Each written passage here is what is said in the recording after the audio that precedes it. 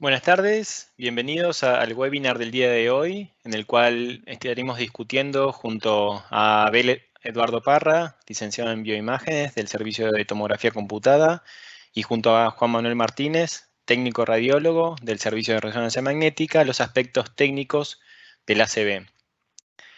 Vamos a abordar los aspectos básicos y avanzados de estos métodos para el abordaje integral del paciente con ACV y discutiremos sobre las ventajas y desventajas técnicas de cada una de las modalidades, detallando qué submodalidades o secuencias tienen un valor agregado en cada situación. Mi nombre es Hernán Chávez, yo soy neuroradiólogo y soy jefe de la sección de neuroradiología del Servicio de Tomografía Computada. Bien, voy a empezar haciendo una breve introducción para después dar pie a las charlas de Eduardo y de Juan Manuel. Como introducción podemos decir que el ACV, el accidente cerebrovascular, es la primera causa de discapacidad y la tercera causa de muerte en Argentina. Y podemos mencionar varios factores de riesgos asociados al ACV, entre ellos la edad, el sexo masculino, la historia familiar de ACV, el tabaquismo, la hipertensión, diabetes y la hipercolesterolemia. Se disponen de múltiples herramientas diagnósticas que van a determinar el pronóstico y nos ayudan a optimizar el tratamiento en estos pacientes. Y las neuroimágenes, especialmente la tomografía computada y la resonancia magnética, tienen un rol fundamental en la toma de decisiones. Les dejo acá la cita del Consenso sobre Accidente Cerebrovascular Isquémico Agudo, realizado entre múltiples sociedades argentinas, en la cual no solamente van a encontrar algunos aspectos médicos del ACV, digamos, y del manejo correcto del ACV, sino también varios aspectos técnicos de imágenes.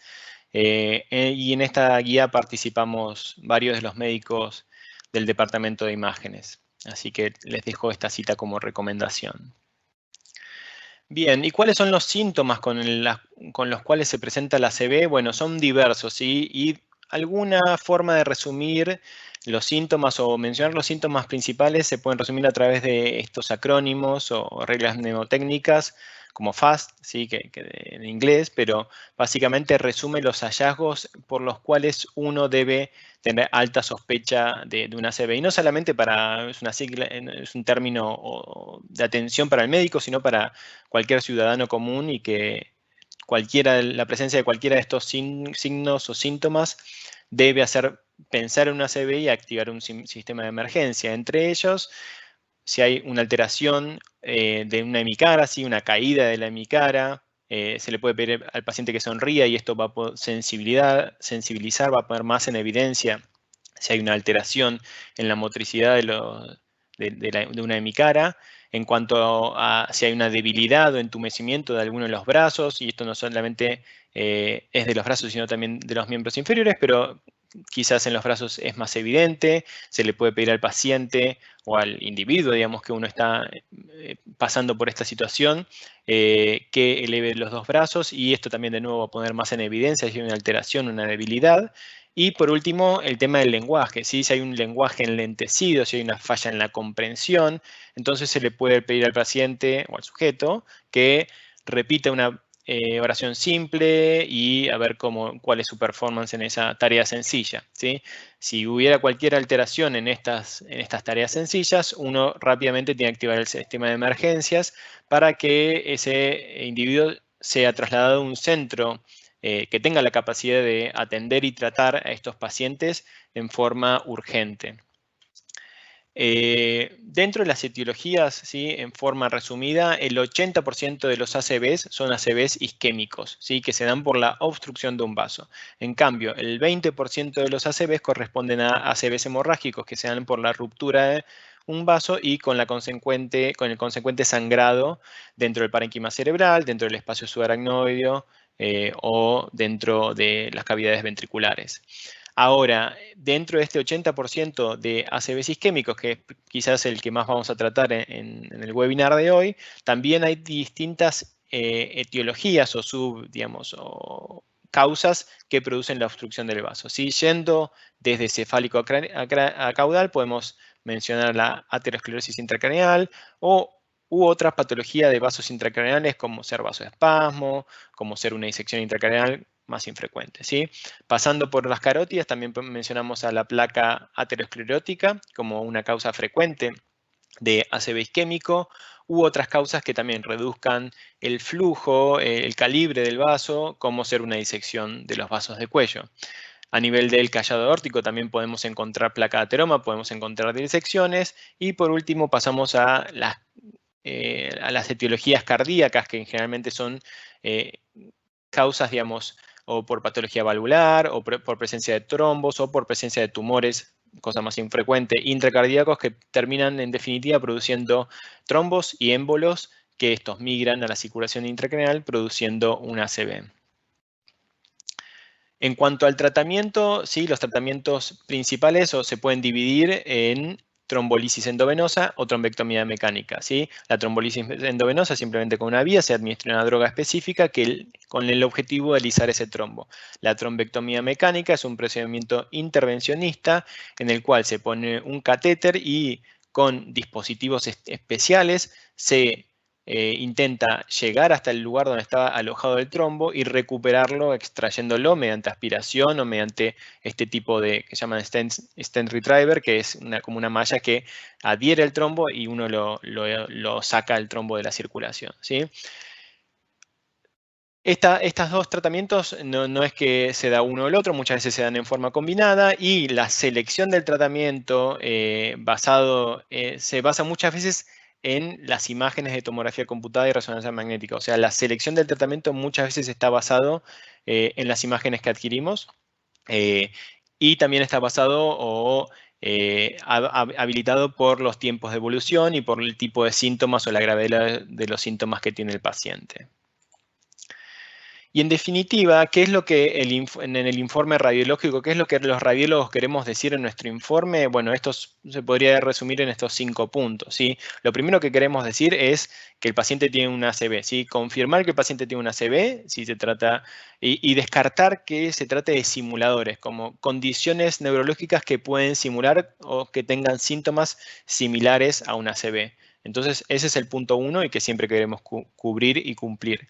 El punto 2 es calcular el tiempo de evolución, ¿sí? Decir si esto se trata de un ACV agudo, se trata de un ACV subagudo, una secuela de un ACV crónico, ¿sí? Eso es algo muy importante. Y dentro también del ACV agudo, muchas veces, no muchas veces, algunas veces, también debemos decir el tiempo de evolución en los casos en los que el tiempo de inicio de los síntomas no fue tan claro. De nuevo, esto porque muchas veces el tiempo de inicio de los síntomas hasta que consulta el paciente va a ser un condicionante del tratamiento que se elija.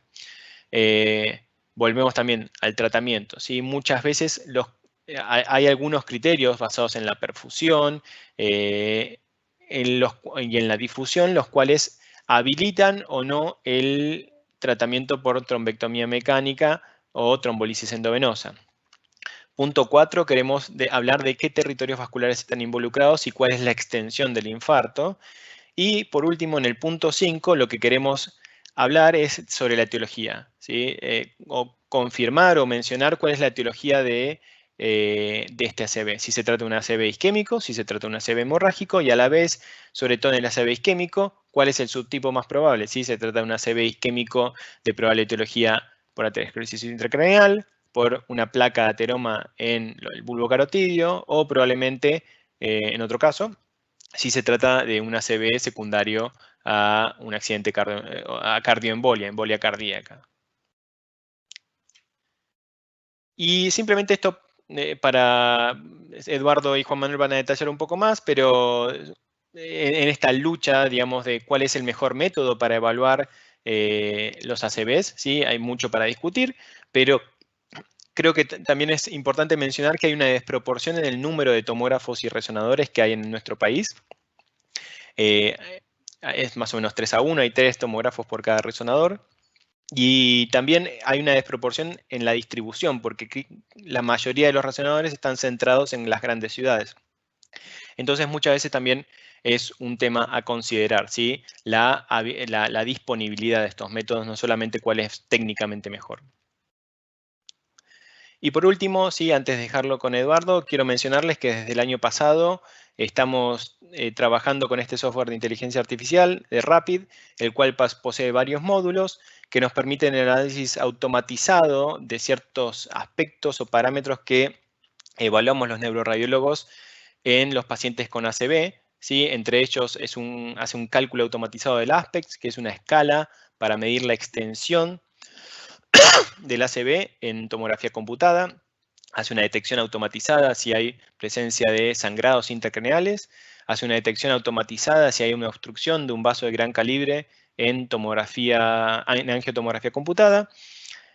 Hace un cálculo automatizado también de los parámetros de perfusión, ¿sí? Que observamos frecuentemente, tanto en tomografía computada por resonancia magnética, ¿sí? El volumen sanguíneo cerebral, el flujo sanguíneo cerebral, el tiempo de tránsito medio y el Tmax, ¿sí? Permitiendo calcular los parámetros esenciales o los volúmenes esenciales para esta toma de conductas o de elección terapéutica, ¿sí? Que son lo que se llama el volumen del infarto, ¿sí? El core del infarto, y el área de penumbra, que es el tejido potencialmente salvable, de lo cual se va a hablar un poquito más detalladamente a continuación, ¿sí?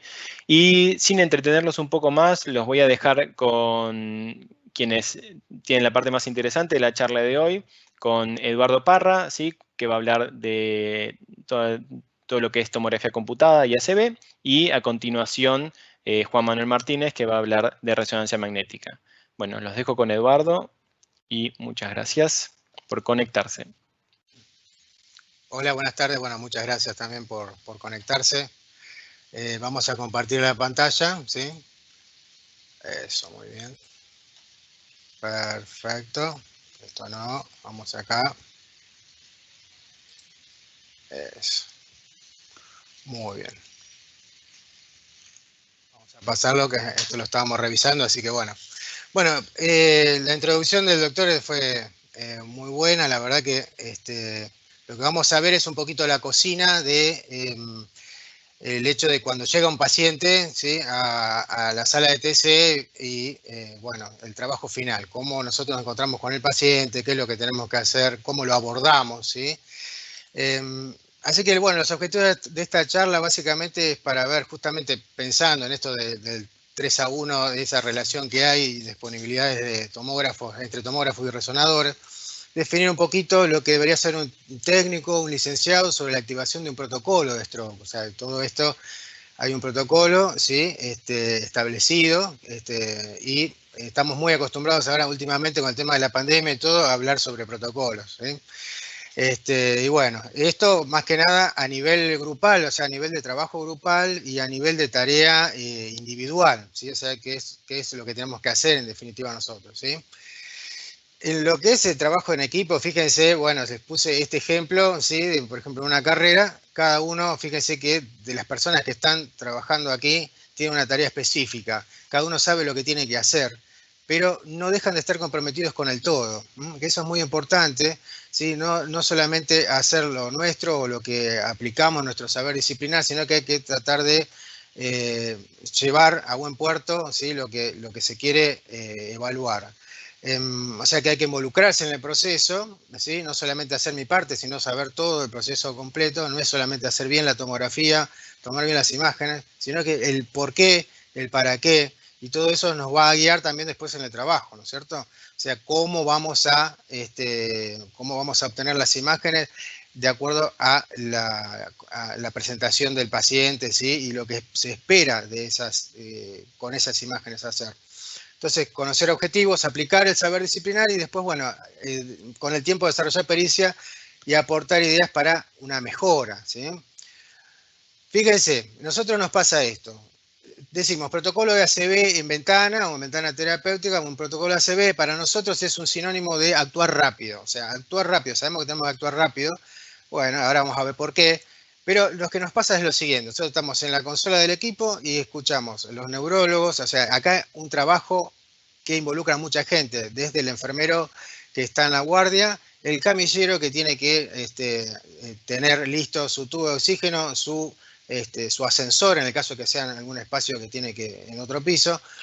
Sí, bueno, el médico, digamos, de la guardia, el neurólogo, la parte de vascular, o sea, se activa todo, la parte de imágenes, los técnicos, los médicos, los residentes, etcétera. O sea, que hay todo, ¿sí?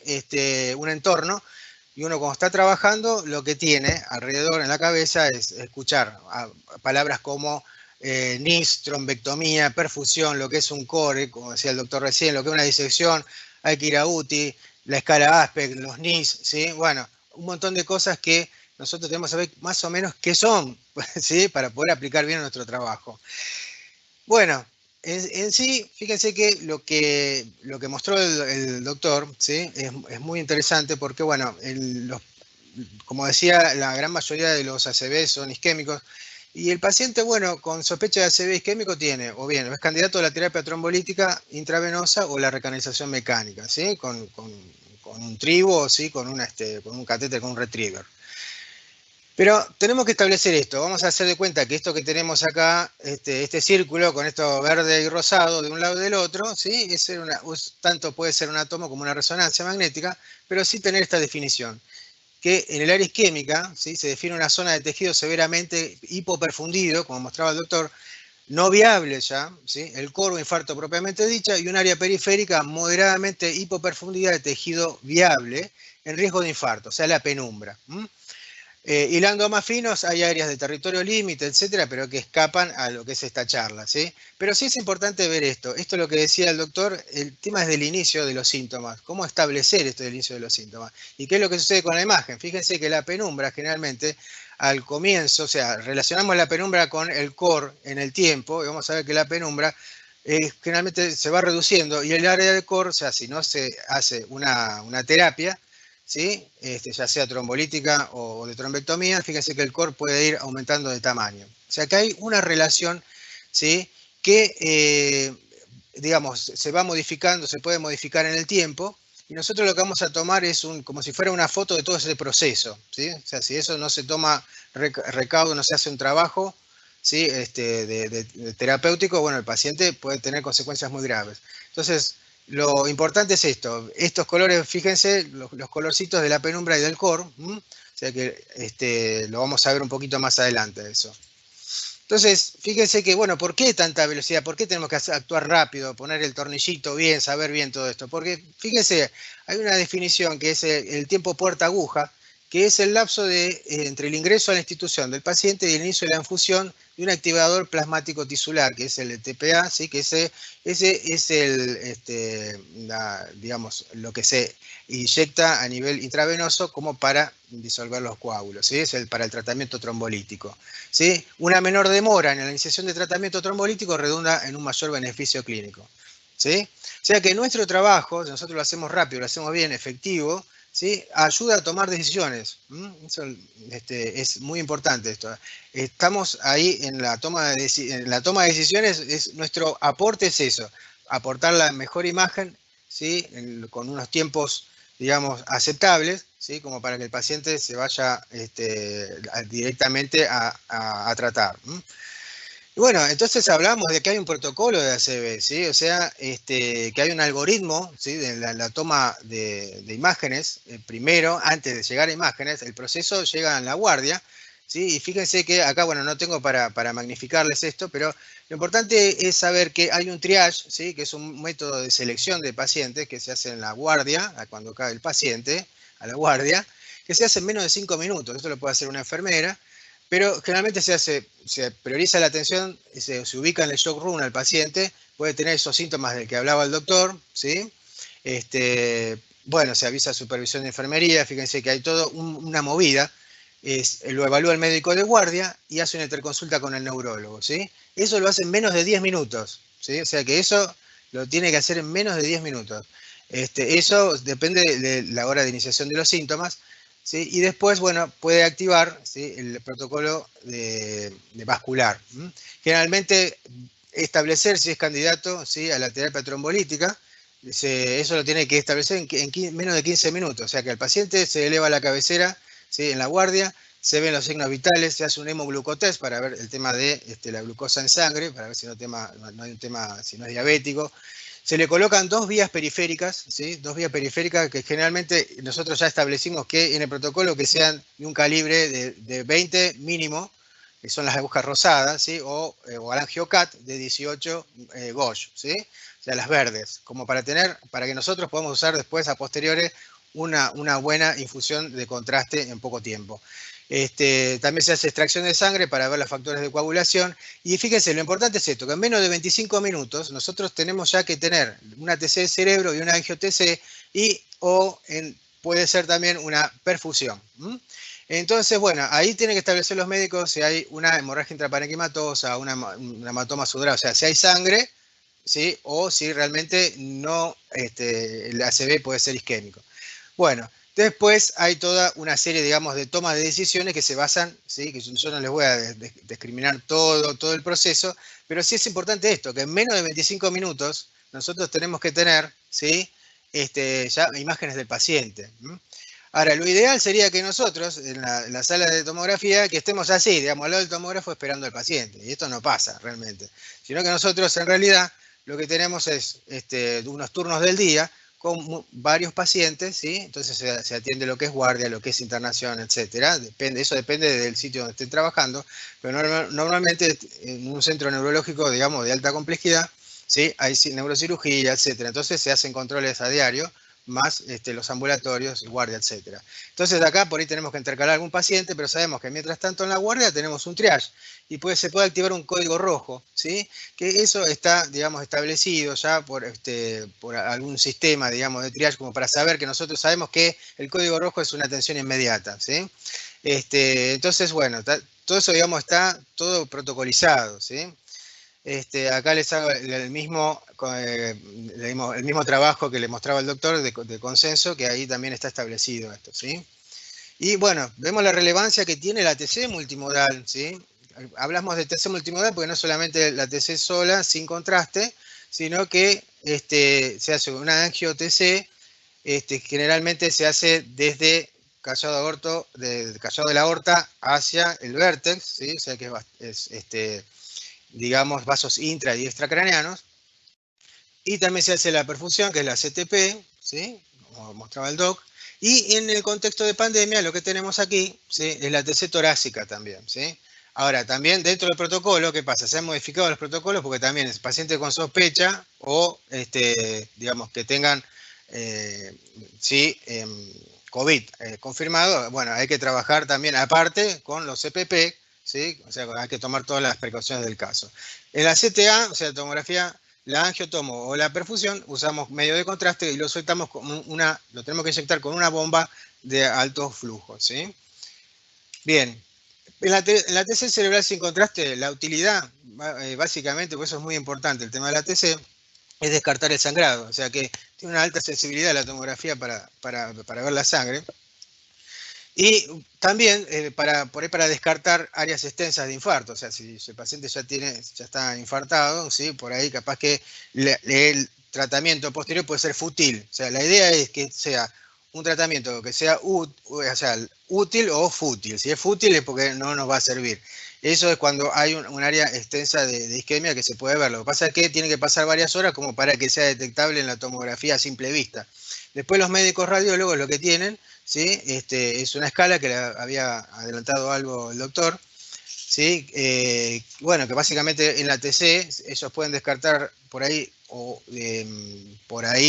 ver algunos signos tempranos de infarto, diferenciando la sustancia gris de la blanca con una ventana estrecha, o sea, unidad de Hounsfield baja, ¿sí? Para ver, digamos, los territorios de la arteria cerebral media y los ganglios basales, a ver la diferencia entre un hemicerebro y el otro, a ver si hay alguna diferencia, digamos, de densidad. Eso se puede hacer en forma, digamos, automática, o si no, lo puede hacer el médico a golpe de vista, de lo cual es más subjetivo, pero usando la inteligencia artificial, eso también lo puede hacer, como les mostraba el doctor, el mismo programa de inteligencia artificial, ¿sí? El Rapid en este caso. Entonces, fíjense que ahí da un score, y bueno, eso es como para tener un indicio de dónde puede llegar a estar la isquemia, si es el circuito anterior, si es el circuito posterior, etc. Lo que tenemos que tener en cuenta, sí, que estos aspects habla más digamos, por ahí para la cerebral media, y donde se complica un poquito más es en la fosa posterior, donde la resonancia es ampliamente superior, ¿no? Entonces, es importante un buen centrado. El técnico tiene que centrar bien la tomografía, o sea, la cabeza del paciente, para que no quede torcido, como para hacer una evaluación rápida. Nosotros tomamos la TC de cerebro, y por ahí eso no quita de que al paciente ya le estén infundiendo el TPA, ¿sí? O sea, el agente trombolítico ya por ella empieza a pasar mismo desde misma tomografía, cuando ya tienen algunos valores, ¿sí? de laboratorio, o ¿sí? se lo pueden ir pasando directamente desde el mismo, la misma sala. Después la angio-TC de vasos intra y extracraneanos, ¿sí? Fíjense que hay diferentes pruebas, o sea, internacionales, multicéntricas, mostraron la eficacia de la trombectomía endovascular hasta las 24 horas después del inicio del stroke. ¿Tá? Hay varios estudios, ¿sí? El de FUS, que hay unos cuantos, pero bueno, la idea acá es ver que la CTA, la tomografía, la angiotomo, se ha transformado en un estándar operacional para una rápida y precisa identificación de una oclusión de gran vaso, ¿sí? Intracraneal, y permite valorar dos parámetros de relevancia pronóstica que son la carga trombótica, ¿sí? Y el grado de colateralidad. Se habla mucho de que el tiempo, ¿sí? del cerebro, el tiempo es cerebro, pero también las colaterales. Y la tomografía, digamos, hay que inyectarle medio de contraste para poder tener los vasos y establecer, digamos, a ver el grado de circulación. Eso, o sea, los médicos radiólogos bien entrenados lo ven. Y después, si no, también se pasa hacia el programa de inteligencia artificial para establecer, digamos, ¿sí? Esos patrones de distribución. En la perfusión, fíjense que ahí se lo puse más como tipo más definición, porque la TC perfusión se realiza mediante la obtención de imágenes secuenciales de una sección definida de tejido, después de administrar un único bolo de material de contraste, ¿sí? De alto flujo. ¿Sí? Se escanea la misma sección varias veces, modo cine, a medida que pasa el bolo, para rastrear el grado de atenuación a nivel vascular y tisular en el tiempo. ¿Sí? O sea, la perfusión lo que estima es la relación core-penumbra, eso que vimos al principio, lo verde y lo rosa, o lo rosa y lo verde, y ese se hace un postproceso, ¿sí? O sea, voxel por voxel. Cuando se hace una tomo y se forma la imagen, se hace todo un proceso de convolución de imagen, ¿sí? Pero en esto lo que se hace es un proceso de deconvolución. Entonces hay que ver el tema del lavado del contraste de la entrada hasta la salida. Eso se hace por voxel. Entonces ese postproceso anteriormente se hacía en forma manual, lo cual demandaba bastante tiempo para al médico radiólogo.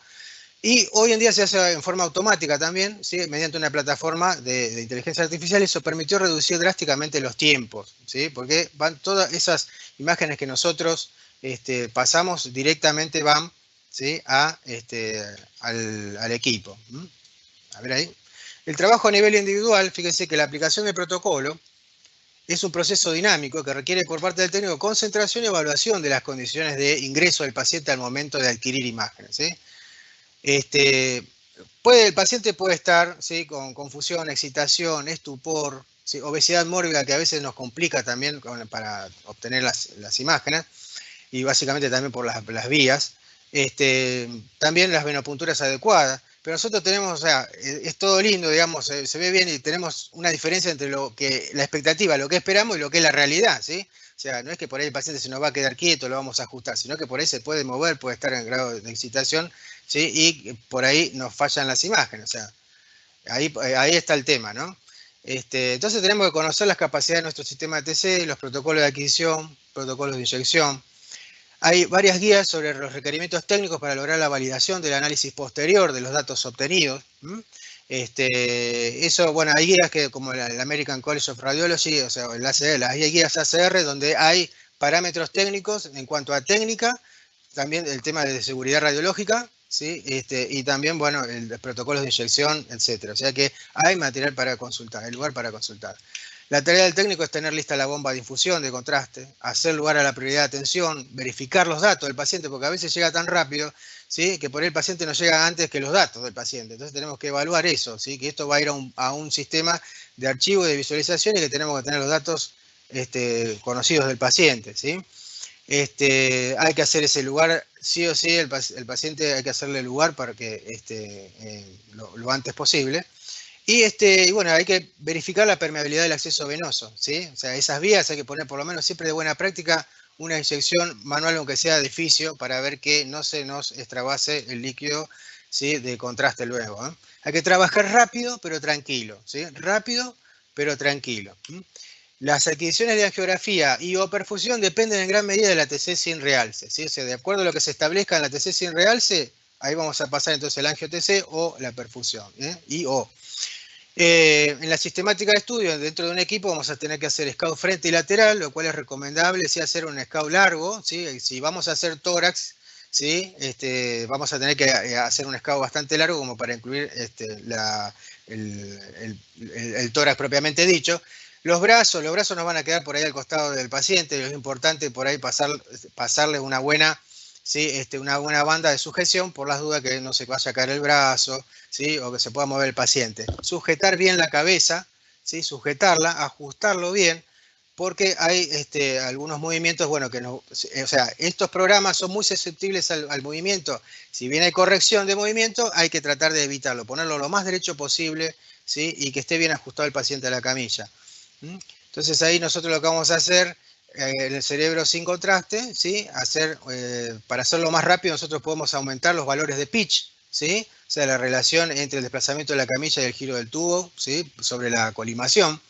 Entonces podemos usar una colimación grande, ¿sí? Pero con poco tiempo, o sea, un tiempo de rotación muy bajo, por menos de 0,8 segundos. Entonces vamos a tener entre 5 segundos, depende, digamos, cómo esté el paciente. Si se mueve mucho, vamos a tener que aumentar el pitch si lo hacemos, ¿sí? De manera helicoidal, ¿sí? Entonces nos vamos a referir primero al área intracraneal, haciendo todo el volumen del cráneo. Y después, ¿qué pasa acá? Seguimos con el protocolo, doctor. ¿Sí? Si tenemos las imágenes, acá se ve sangre, siempre hay que preguntar en ese momento porque todas esas cosas se deciden en consola. Y nosotros tenemos atrás los médicos hablando y bueno, vamos viendo qué es lo que vamos a hacer, para dónde vamos, ¿sí? Entonces se hace una evaluación en el momento de lo que se va a hacer. Acá, por ejemplo, bueno, ya tenemos dentro de nuestro multimodal, tenemos el sin contraste. Acá en este caso, ¿qué pasa? Tenemos una área de hipodensidad acá en el hemisferio derecho, que probablemente se ha sido un infarto más viejo. Bueno, pero no se sabe de este lado qué pasa. ¿Seguimos? ¿Hacemos la angio o no la hacemos? Entonces preguntamos directamente y pasamos directamente en nuestro equipo a nuestro, ¿sí? Protocolo. Normalmente un tiempo de rotación, ¿sí? Muy rápido tiene que ser, para tener más o menos con un equipo de 128 filas unos 3 a 4 segundos de barrido desde el callado de la aorta hacia, ¿sí? El vértex, ¿sí? Cubriendo la cabeza. El pitch entonces tiene que ser por ahí un poco amplio, por ahí no tanta resolución, pero sí bastante velocidad, o tener ese compromiso. Todos los técnicos tenemos ese compromiso. El miliamperaje modulado, o sea, la energía, ¿sí? Hay que modularla. Eso va a variar entre un valor mínimo y un máximo, ¿sí? Porque vamos a irradiar un área del cuello muy finita, después tenemos los hombros, ¿sí? Entonces tenemos que poner un valor mínimo y máximo como para que el equipo, ¿sí? Nos brinde energía donde más la necesita y donde no la necesita la baje. Y la inyección normalmente es un flujo de unos 4 mililitros por segundo, ¿sí? Con un paciente, qué sé yo, más o menos de 70 a 80 kilos, 60 mililitros bastan, y un flash salino de unos 20 a 30 mililitros, ¿sí? La inyección, ¿cómo determinamos el tiempo de arribo de contraste? Un tiempo empírico no es, digamos, lo más recomendable, porque todos tenemos diferente gasto cardíaco, peso distinto. Entonces hacemos rastreo de bolo, que consta de una fase de monitoreo y una fase de scan. Y el fase de monitoreo son cortes secuenciales en el mismo plano, ¿sí? Hasta el arribo de contraste, ir evaluándolo.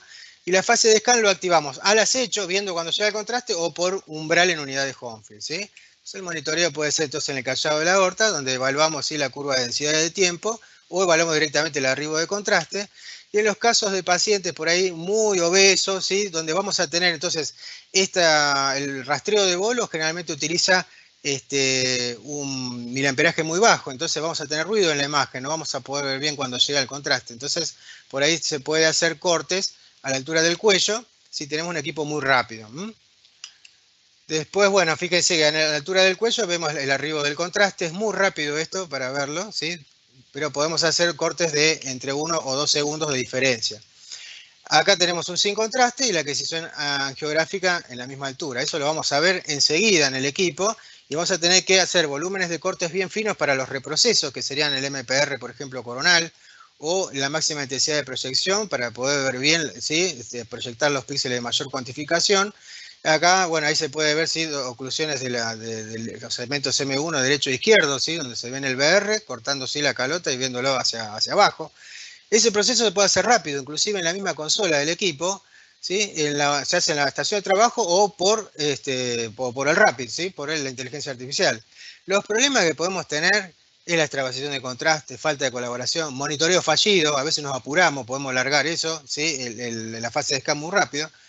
Desconexiones de vía intravenosa, rotura de conectores, reflujo venoso podemos tener también, como en este caso acá en el cuello, pasó por la yugular y bueno, se disparó antes, entonces el tiempo no va a ser correcto.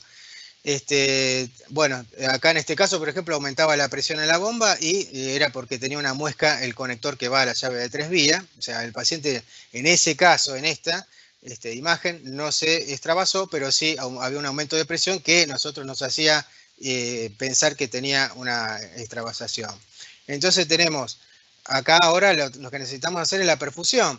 En equipos volumétricos, o sea, de mucha cantidad de detectores en línea, podemos cubrir todo el volumen cerebral, ¿sí? O sea que se hace en el tiempo, cortes en modo cine, mientras se va inyectando el contraste, se adquieren imágenes con un delay entre esas imágenes, ¿sí? Entre ese volumen de imágenes. O sea, por cada giro de tubo se va a tener, ¿sí? Un volumen de imágenes. Esto se puede realizar después del angio-TC. Hay trabajos donde se dice que es antes o después, ¿sí? Es variado eso, pero nosotros elegimos generalmente hacer la inyección, esperar unos 2 minutos y hacer la perfusión, porque ya el sistema automático capta bien lo que es arterias y venas, lo hace una buena diferencia.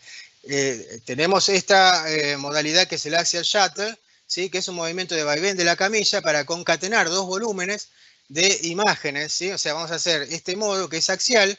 Con un equipo de 128 cortes tenemos en total 8 centímetros de cobertura, o sea, no te cubre todo el cerebro, pero cubre gran parte, ¿sí? Y generalmente eso se puede definir de dónde hasta dónde escanearlo mediante los hallazgos que se hacen o en la angio-TC o en la TC sin contraste. La camilla se desplaza en forma secuencial mientras pasa el paciente, pasa el contraste en el paciente, ¿sí? Entonces vemos acá en el tiempo cómo va incrementando la densidad o la opacidad en los vasos. Esto se obtiene con 40 mililitros de contraste, ¿sí? Con un flujo a 4 mililitros por segundo como mínimo, un calibre de vía de 18, una duración, ¿sí? O sea, del movimiento de va y ven, ¿sí? Del axial shuttle, por lo menos 60 segundos para capturar también la fase venosa. Acá tenemos 8 imágenes por rotación, lo que nos da 24 pases de ida y vuelta, o sea, 24 veces va y viene, ¿sí? La camilla. Nos da 384 imágenes que directamente se hace una autotransferencia hacia el programa de inteligencia artificial para hacer todas, ¿sí? Las determinaciones. Hay que aplicar siempre el principio ALARA, la dosis tan baja como sea posible, y si tiene el equipo de reconstrucción iterativa, aplicarla, ¿sí? Se utilizan entre 70 y 90 kilovolts, ¿sí? Normalmente nosotros usamos 80, y entre 100 y 200 miliamperes. Acá lo que tenemos como resultado son mapas hemodinámicos, como le mostró el doctor, flujo sanguíneo cerebral, volumen sanguíneo, tiempo de tránsito promedio y Tmax. ¿Sí? Generalmente, ¿se acuerdan lo que vimos al principio? ¿Sí? Ese círculo verde y rosado. Bueno, el tema es tomar con estos mapas, ¿sí? Acá una discordancia o un mismatch entre el área que es de infarto o de core y, ¿sí? El área de penumbra, ¿sí? Esa relación que tiene digamos, le da un valor pronóstico para ver si el paciente, digamos, puede tener o sea, una evolución favorable digamos, en el tratamiento. Digamos, acá lo que tienen los médicos comparan patrones de imagen del stroke, ¿sí? Que son o favorables o desfavorables para ese tratamiento, ¿sí? Cuando hay un área grande de penumbra, ¿sí? Y un área chica de core, bueno, ahí son parámetros más favorables como para que sea más exitoso, digamos, el tratamiento. Bien, ahí hay un mismatch de unos 60 mililitros, por ejemplo, entre el flujo sanguíneo cerebral y el Tmax, ¿sí? Y normalmente se toman otros parámetros, ¿sí? Que es el mapa de ADC en resonancia, ¿sí? Con el Tmax. Bien, entonces, esto del programa, como les decía, posee algoritmo de corrección de movimiento, pero es importante la inmovilización del paciente. Entonces tenemos estos 3 parámetros. Y por último, si tenemos, ¿sí? El contexto de pandemia, si tenemos sospecha de COVID, van los CPP, ¿sí? Es recomendable ampliar el área de cobertura del SCAO, como les decía, y un técnico operador dentro del área de scan y otro de la sala de comando, como para hacer más rápido la cosa de cambiarse. Entonces, para despedirme, les digo bueno, que la TC brinda un aporte significativo en el diagnóstico y selección de pacientes con ACV isquémico agudo, candidatos a tratamiento intravenoso o intraarterial, ¿sí? La TC multimodal tiene como ventaja la rapidez y la disponibilidad, ¿sí? Y la TC sí es inferior a la RM en la delimitación del core, por eso a veces se hace una difusión, ¿sí? Y más que nada cuando hay tamaños muy pequeños, ¿sí? Más también el tema de lo que es la fosa posterior. Bueno, también es inferior porque se usa contraste, ¿sí? Acuérdense que en este caso ya hicimos 2 inyecciones, una para el angio y otra para la perfusión, y si no tomar de la misma perfusión seleccionar las fases arteriales, ¿sí? o diferentes fases. ¿Sí? También el tema de la radiación ionizante. ¿Sí? Así que bueno, el trabajo en equipo sí es fundamental y la tarea de cada actor involucrado en el proceso depende de los otros actores. Nosotros dependemos de que el camillero nos venga y nos traiga rápido el paciente, de la enfermera, del médico, ¿sí? Los de angiografía dependen de nosotros, o sea, todos dependemos de todos, o sea que todos tenemos nuestro rol y es importante cumplirlo y no quedarnos solamente con el tornillito, sino ¿sí? Cómo hacerlo, mejorarlo, mejorar la técnica, sino que saber todo el proceso. ¿Sí? O sea que ese trabajo redunda en beneficio de nuestros pacientes. ¿Sí? Así que bueno, les agradezco mucho ¿sí? su atención. Espero que se haya... Eso. Muchas gracias, Eduardo. Y bueno, ahora continuamos con la exposición de Juan Manuel. Bueno, hola, buenas tardes a todos y gracias. Así que bueno, voy a proceder a explicar algunas cosas de resonancia. Bueno, preparación y seguridad del paciente. Como dijo Eduardo, muchas veces estos pacientes... perdón, ¿qué me pasó? ¿Estamos? ¿Estamos? Gracias. Bueno, volvemos a empezar. Primera vez. Como dijo Eduardo, muchas veces los pacientes estos son gente que viene de la guardia, entonces es fundamental tener en cuenta los tiempos. Uno por lo general está trabajando con pacientes ambulatorios y nos llaman y dicen hay que bajar un paciente urgente. Entonces el tiempo que tenemos entre terminar el estudio que estamos haciendo y el paciente que van a bajar de guardia, está bueno constatar los datos del paciente que van a bajar, que la orden sea ese paciente. Si tiene prótesis dental, que la vayan sacando, que no tenga nada que pueda interferir en la imagen o que pueda perjudicar la imagen a adquirir y obviamente que no le genere ningún daño ni al paciente ni al equipo. Entonces es muy importante saber esas cosas y tenerlas en cuenta. Muchas veces la gente que padece estas situaciones son gente mayor, entradas en años, entonces hay que tener mucho cuidado en que no tenga marcapasos ni válvulas. Y bueno, en ese caso, cuando uno tiene una duda, lo mejor es consultar con quien sepa, ya sea el médico de consola, el familiar, o podemos ir a esta página que está acá, con esta persona de acá, y ahí podemos ver, por ejemplo, si la persona tiene un marcapasos, consultar ahí. Hay marcapasos que son compatibles con equipos de resonancia y hay otros que no es excluyente. O sea, que tenga marcapaso no impide que se pueda hacer una resonancia, pero hay que saber la marca y el modelo. Entonces, se consulta esa página y de esa forma sabemos si podemos o no hacerlo. Ante la duda, obviamente, no se hace, pero bueno, está bueno consultarlo. Los protocolos en resonancia básicos, las secuencias básicas en este tipo de casos son el GRE, la difusión y el FLAIR. Las secuencias adicionales que podemos hacer son obviamente la perfusión y la angioresonancia de tipo 3 de TOF intra y extracraniana, arterial y en tiempo venoso. Las bobinas que utilizamos son esta que tenemos acá, que es la de 32 canales, o esta de acá que es tipo neurovascular. En lo personal, cuando esperamos un paciente con sospecha de ACV, lo ideal es poner esta. ¿Por qué? Porque muchas veces si ponemos esta y después quieren agregarle una angio extracraniana, tenemos que movilizar al paciente y por ejemplo son pacientes que no están en su mejor momento y cuesta mucho moverlos. Entonces ya directamente si dejamos la bobina neurovascular nos va a ser más fácil a nosotros y más cómodo para el paciente también. Las secuencias básicas, como dije, son la difusión. Con esta secuencia, como dice acá, permite la visualización de la difusión molecular in vivo. O sea, nos permite ver si hay un evento isquémico o hemorrágico. Pero bueno, esta secuencia se tiene que complementar con el mapa de ADC, que es un postproceso automático que hace el equipo. A veces, otras veces hay que hacerlo de forma manual. Entonces, de esa manera sabemos qué está pasando. Cuando hay sospecha de infartos de tronco, lo ideal es hacer una secuencia, o sea, una adquisición en coronal de difusión. El FLAIR, esta secuencia, lo que nos permite ver es el tiempo de evolución de lo que está pasando. O sea, hay veces que no se sabe, por lo que nos dice el paciente, de cuánto tiempo lleva pasando esto. Entonces sabemos que si la imagen no aparece en el flare, se está hablando de que hay una ventana de 4,5 horas. O sea, el evento fue anterior a esas 4 o 5 horas. Si ya la imagen aparece en flare, nos está diciendo que esto pasó hace más de 4,5 horas. En el GRE, la secuencia lo que nos permite ver es si hay sangre. ¿Por qué es importante esto?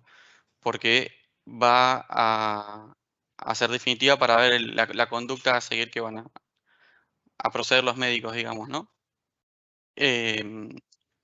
Después, la secuencia SWAN o SWI, según el nombre del equipo, tiene unas cuantas ventajas por sobre el GRE común. ¿Por qué? Porque es mucho más sensible. Entonces, al ser más sensible también, lo que nos permite es diferenciar si lo que tenemos es restos de hemosiderina, si es sangre o si es calcio. Es algo bastante importante. Después, acá puse los nombres según las marcas y según los equipos, porque a veces en la orden los médicos ponen secuencia X y capaz que dicen, no, no la tengo. Y no, sí, hay un equivalente de esa marca del equipo en la que estés trabajando que es similar a esa que nos está pidiendo el médico. Secuencias avanzadas, bueno, al igual que en tomografía está la perfusión. Es una técnica ultra rápida en T2 que detecta la pérdida de señal producida después de la administración del contraste. Es exactamente lo mismo que en tomografía la función de esta secuencia. La perfusión ACL es un equivalente a la perfusión, pero la ventaja que tiene esta sobre la otra es que en esta no se necesita el contraste. Hay muchos pacientes que tienen problemas renales o alergias y no se puede inyectar contraste. Entonces esta secuencia es muy útil en esos casos. La contra que tiene es el tiempo y que no en todos los equipos se puede hacer por el software que tiene. Entonces, bueno, pero es una herramienta más que uno tiene o el médico, mejor dicho, para decidir la conducta a seguir. Acá tenemos una imagen, bueno, de perfusión, de angio. Secuencias de resonancia. La phase contrast, resumidamente, la que más la utilizamos es para planificar un estudio, para estar seguros de que vamos a agarrar el vaso en su totalidad y no vamos a cortarlo. Acá tenemos unas imágenes. Después, la que más usamos es el TOF, el 3D, tanto para angioresonancia de cerebro o de cuello. Se puede hacer sin y con contraste, habitualmente se hace sin contraste. La contra que tiene es que en los pacientes añosos esta secuencia es bastante sensible a los bajos flujos. Entonces, si no tiene muy buena circulación, va a hacer que no tengas buena señal y no se pueda adquirir bien la imagen. Además, la contra que tiene es que es larga, dura más o menos 6 minutos y con consiguiente es muy susceptible a la respiración del paciente, a los movimientos del paciente, pero bueno, es una buena herramienta también, como antes, ante un paciente que no se puede inyectar para hacer una angio-TC, está la angioresonancia 3D TOF. Acá tenemos unas imágenes, vamos a pasarlas rápido. Secuencia de remedinámica con contraste intravenoso. Esta imagen se obtiene basando el acortamiento del T1 de la sangre por la presencia del contraste. Se adquieren siempre con contraste. La ventaja que tiene esta secuencia es que es rápida en comparación a la al TOF, digamos. Pero la limitación que tiene es que bueno, el paciente tiene que ser inyectado también. Y el inconveniente básico que tiene es el movimiento respiratorio o de deglución, que eso puede generar degradación de la imagen o los implantes dentales, ese tipo de cosas. La 4D es un subtipo especial de angioresonancia con contraste, que es como un salvavidas que uno tiene porque se puede hacer en caso que se haya inyectado anteriormente, se puede volver a inyectar en caso que se haya perdido un tiempo arterial, se puede volver a realizar. Acá dejo unas imágenes. Y el debate, TC o RM, ¿qué conviene más o qué sirve más? Bueno, más o menos ahí están los tiempos en que se adquieren las imágenes. La realidad es que, como decían, la relación es 3:1, o sea, por cada 3 tomógrafos que hay un resonador, no en todos lados tienen resonador. Así que bueno, eh, si se tiene un resonador, lo ideal es saber usarlo para aportar mejor información y ser más exacto, ¿no? No sé qué más puedo agregar a lo que ya dijeron mis otros compañeros, pero bueno, espero haya servido.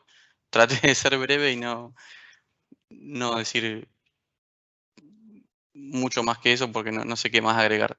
Muchas gracias, Juan. Muy buena tu presentación. También, Eduardo, muchas gracias. La verdad que me parece que ambos tocaron conceptos fundamentales de los aspectos técnicos de cómo evaluar una ACV, tanto por tomografía computada como por resonancia magnética. Y bueno, en estos últimos minutos vamos a dedicarle a algunas preguntas que nos fueron llegando. Se las voy dirigiendo a cada uno porque hay algunas que son más de TC, otras de RM, y alguna por ahí podéis responder yo, me parece que por ahí es más médica. Y la primera pregunta para Eduardo, algo mencionaste, pero por ahí en forma más resumida, más dirigida, ¿cuáles son los recaudos que tomás antes de realizar una perfusión por tomografía computada? Digamos, desde que llega el paciente, digamos, para que sea una adquisición óptima, ¿no? Y como decías, como que tanto se procese en forma manual como automatizada, que no haya fallas. Bueno, sí, básicamente es, el posicionamiento es fundamental. Hay que tener en cuenta también, o sea, inmovilización por un lado y por otro lado también, si se puede angular la cabeza, mejor para tratar de irradiar lo menos posible el cristalino. ¿Sí? O sea que lo ideal sería tratar de llevar el mentón hacia el pecho, como para tratar de tirar una línea más supraorbitaria, digamos, ¿sí? Eso evita también, o sea, tener en cuenta un poquito el tema de la dosis de radiación, la inmovilización del paciente, ajustarle bien, digamos, la cabeza al cabezal del equipo y siempre un flash salino o con la bomba o con la mano como para establecer de que está permeable la vía y que va a soportar la presión, digamos, con el caudal que nosotros le vamos a administrar con la bomba. Excelente, excelente. Sí, me parece que esas son las piezas fundamentales para tener después un buen postprocesamiento y que podamos hacer una buena interpretación de las imágenes, ¿no? Esta es más dirigida para Juan. Trata sobre resonancia, así que ¿hay alguna ventaja en realizar los estudios en un equipo 3 Tesla respecto a un 1.5? Y sí, la calidad de la imagen obviamente es superior en un 3 Tesla, sobre todo en lo que son los estudios de angios de cuello sin contraste, tiene mucha mejor señal. Después tiene muchas más opciones de aceleración de imagen, o sea que los tiempos se acortan un poquito. Así que creo que esas dos son las ventajas principales que tiene. Más allá de que también el ACL se puede hacer en un 3 Tesla, creo que no sé, en un 1.5 creo que no se puede hacer, no tiene el software para eso. Pero básicamente creo que esas dos cosas son, desde mi punto de vista, las principales en un 3 Tesla que en un 1.5. Buenísimo, muchas gracias. Esta va para Edu, voy mechando una y una.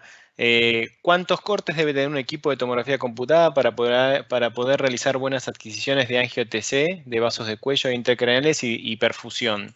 ¿Hay algún mínimo?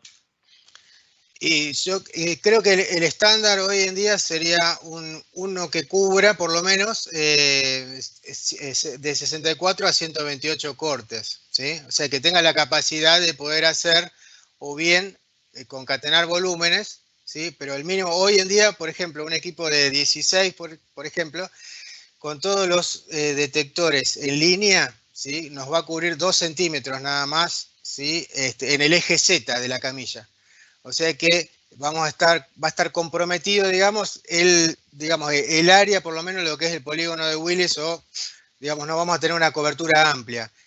Un mínimo hoy en día, por lo menos, que cubra de a 4 centímetros. Si es con un 128, mucho mejor. Pero creo que ya el equipo de 16, si cubre 20 milímetros, ya nos queda corto. Por más que haga el vaivén, ¿sí? Va a ser 4 centímetros en total. O sea, cuanto más cantidad de detectores tengamos, mejor, pero el mínimo por lo menos sería uno que cubra por lo menos entre 4 y 8 centímetros por giro. Sí, perfecto, también, sí, sí, de acuerdo. Casi que con 4 muchas veces uno se queda corto, salvo, Exacto, sobre exacto. todo para evaluar bien todos los territorios que irriga la arteria cerebral media, ¿no? En general, 8 es lo deseable. Con 4 hay equipos que hacen perfusiones de 4 cerebrales, pero eh, es más complicado, ¿no? También se pueden hacer 2 paquetes de perfusión, ¿no? Eventualmente, eso también es una alternativa. Esta la voy a responder yo, que preguntan en qué casos, habiendo disponibilidad y habilitación para realizar tanto un estudio de TC como RM, es preferible realizar una RM. Difícil, pero creo que un poco lo que mencionaba en el punto 1, digamos, cuando los síntomas neurológicos no son tan claros de que el paciente tiene una ACV, digamos, y hay alguna sospecha de estos simuladores o stroke mimics que se llaman, en esos casos quizás es preferible optar por una resonancia magnética como estudio inicial, ya que si hay alguna otra lesión que no sea una ACV va a ser más fácil de caracterizar que en tomografía computada. Para Juan, ¿hacen las secuencias de resonancia magnética en algún orden en especial? Sí, bueno, lo ideal es la difusión primero, el GRE, el FLAIR y eventualmente la angioresonancia. ¿Por qué lo había explicado antes? Pero lo puedo repasar, que es la difusión nos da la pauta de que está pasando algo, el GRE nos advierte si hay sangre o no, entonces eso sirve para la conducta a seguir, y el FLAIR nos da el tiempo de transcurrido del evento, digamos, eh, básicamente. Eso sería el ABC, digamos. Bien, bien, muy bien. Y Edu, si uno hace angio-TC y perfusión por TC, ¿hace falta igualmente hacer una TC sin contraste previa? O, digamos, uno podría optar saltar. Creo que también algo mencionaste en tu charla, pero por ahí para reforzar ese concepto. Sí, es importante el ATC sin contraste, o sea, hay que tener una imagen, digamos, basal o un volumen basal sin contraste, más que nada para establecer si hay sangrado o no. Pero creo que aporta mucha información la TC sin contraste. Es muy rápida, la disponibilidad, digamos, enseguida se puede sacar y por lo menos ya le brinda información al médico radiólogo, al neurólogo, rápidamente. Y bueno, yo creo que en la charla creo que estaba especificado Valsin, la angio, la perfu, ¿sí? Y bueno, pero me parece que es importante tener la TC sin contraste de base. Bien, y relacionada con esa pregunta, una que voy a tomar yo, que dice, ¿en una ACV hemorrágica utilizamos contraste o va a depender de criterio médico?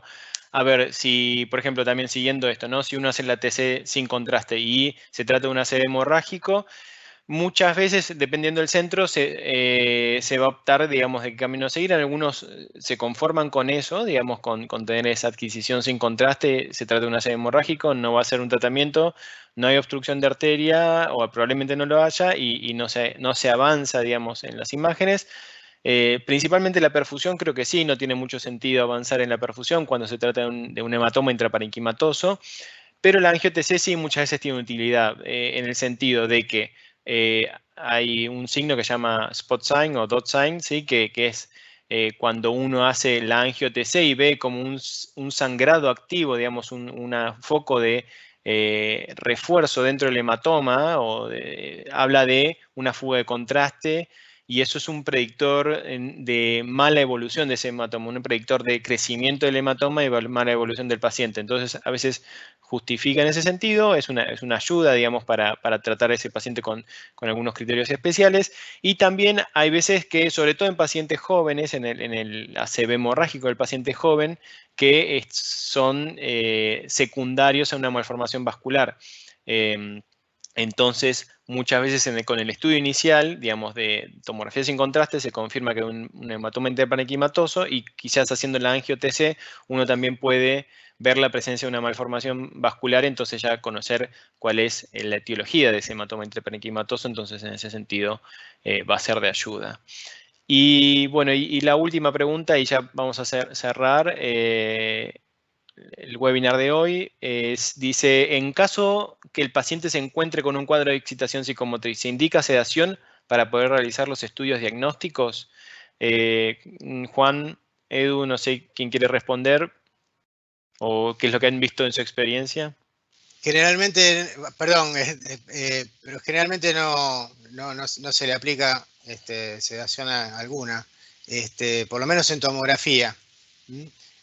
Por eso que hacía hincapié mucho en el tema de la inmovilización, ¿sí? O sea, nosotros ajustar, lamentablemente, tomar al paciente y ajustarlo lo mejor posible, hacer uso de las bandas de sujeción que por ahí trae el equipo, cinta, alguna correa, algo, aunque suene feo, pero digamos es un auxilio en ese caso, para no interferir, porque el paciente ya viene con una, digamos, un grado de compromiso neurológico en muchos casos, digamos, hay una escala que tienen los neurólogos que utilizan, y digamos, por ahí a veces, por lo menos la explicación que me han dado a mí, darle esa sedación, digamos, es como que ahí se modificaría, digamos, digamos esa valoración en la escala. Acuérdense que cuando viene la guardia se le hace, ¿sí? Todo, digamos,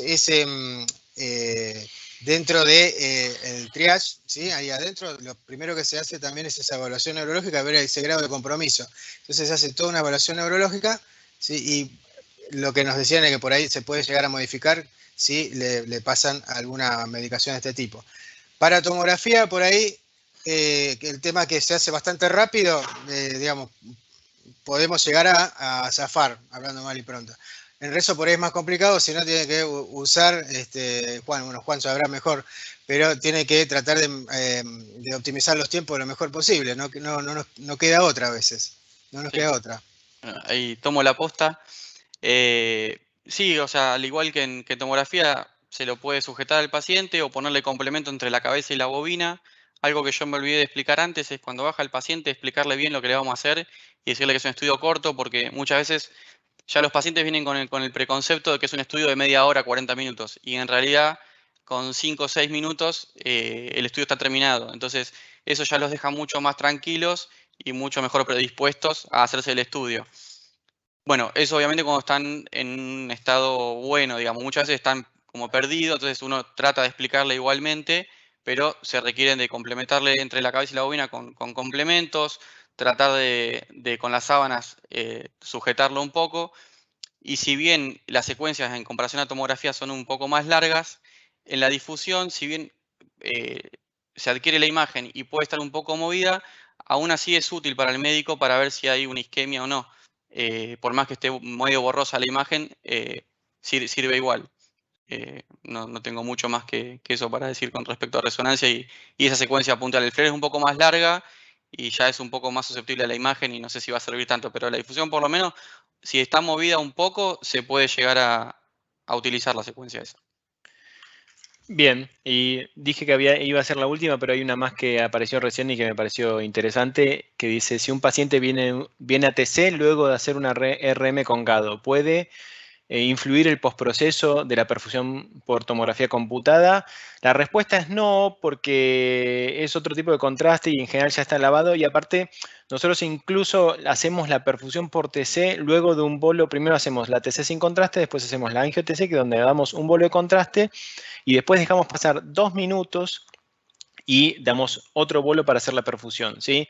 Ya con esos 2 minutos que pasan entre el primer bolo para hacer la angio-TC y el segundo bolo para hacer la perfusión, ya nos es suficiente como para que baje por un umbral, digamos, va a haber contraste circulando, pero va a estar dentro de un umbral bajo, y con el nuevo bolo logramos tener un cambio en el umbral, digamos, un aumento en la densidad intravascular suficiente como para generar los mapas.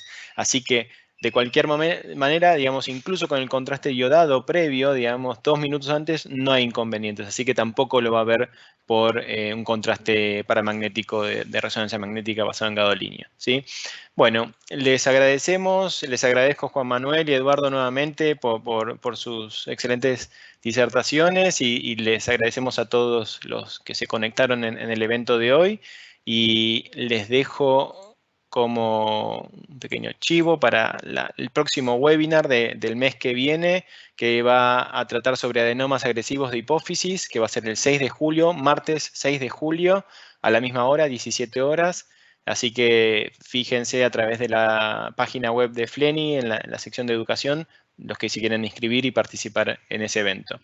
Así que, sin mucho más, buenas tardes y hasta luego. Hasta luego. Hasta luego.